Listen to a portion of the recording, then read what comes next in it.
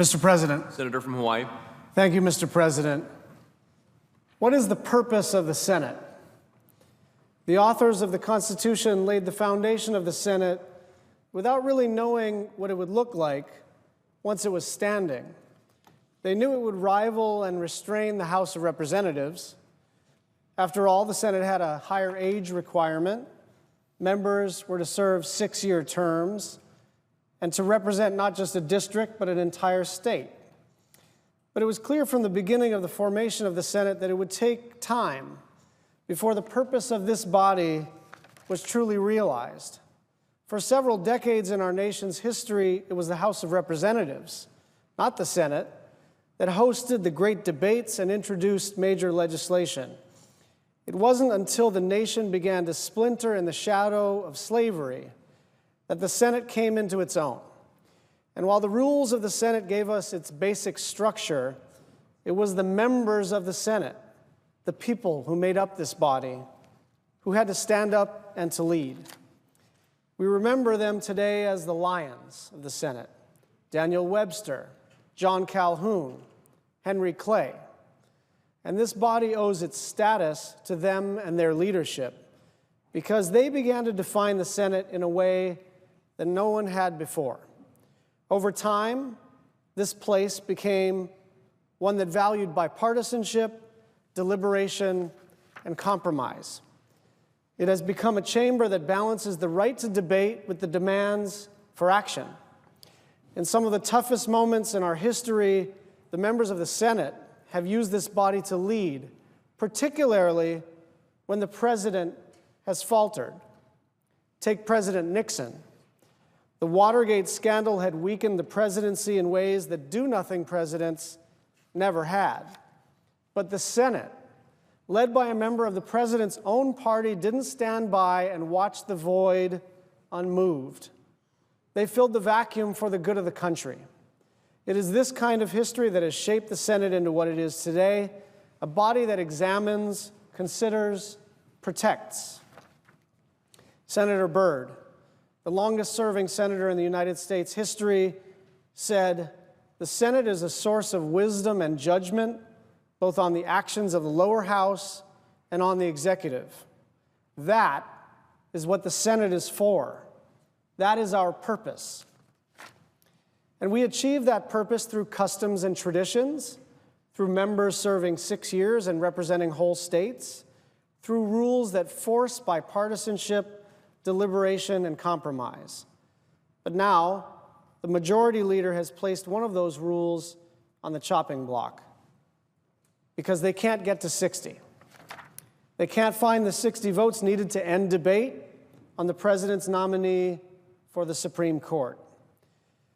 But we shouldn't be surprised to find ourselves here because, after all, back in February, President Trump told the majority leader to change the rules if he had to.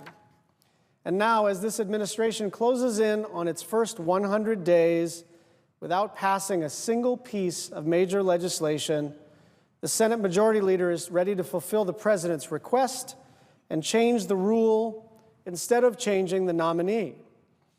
And the question I have for this body is, should we change the rules in order to give the president a win before spring break? Should we be weakening the Senate at a time when the executive branch is so weak? Isn't it our obligation to assert ourselves into this void instead of receding from responsibility? I can think of no instance in the history of any great legislative body in which the legislature decides to diminish its own power.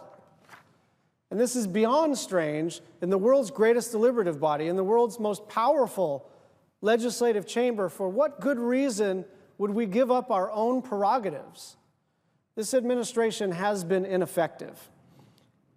Now the Senate Majority Leader is suggesting that the Senate respond to this executive weakness by weakening ourselves. This is wrong. The purpose of the Senate is achieved through bipartisanship, deliberation, and compromise. The 60-vote threshold for Supreme Court nominees preserves these ideals. Changing this rule will make it harder to get there. Look at the House of Representatives. Look at the way the House Intelligence Committee dissolved so quickly into partisanship, unable to do its job. Look at the country. Look at the campaign last year. We are a country divided.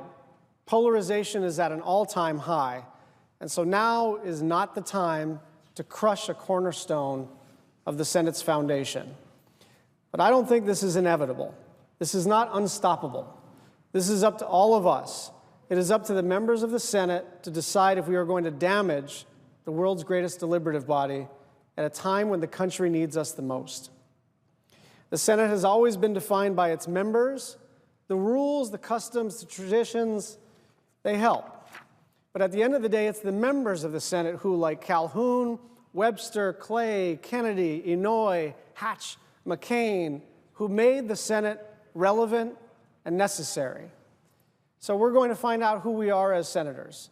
And I would ask that at a minimum, the Senate take its time on this decision. Don't rush. That's not who we are. That's not how we get to the best decisions. This is about the future of the Senate and the future of the court. The nuclear option will mean nominees for the Supreme Court won't have to even meet with the minority party to be confirmed. It will mean that the Senate's habit of being slow, sometimes maddeningly slow, will go away. And that tradition that allows the Senate to hold not just in this chamber, but across the country, will be undermined. And so to my Republican colleagues, please take a few weeks before you decide to change the Senate forever. Take your time here. This is probably one of the most serious decisions that you're ever going to make as a senator, because it's about the Senate itself. This is worth talking about. This is worth deliberating over. It's worth thinking over. Go home and talk to your constituents. If you want to do this, you have the votes. You can do this 3 Mondays from now, anytime you want, but for goodness sake, there is no harm in thinking about it. All we need are 3 members of the Republican Party to go to the majority leader, either publicly or privately, and say, give us some time to find another way to do this. Because otherwise, you will make the Supreme Court and this place, this country, more extreme and more divided. You will answer this difficult moment in history by weakening one of the last bastions of bipartisanship. And I believe you will regret it. I yield the floor.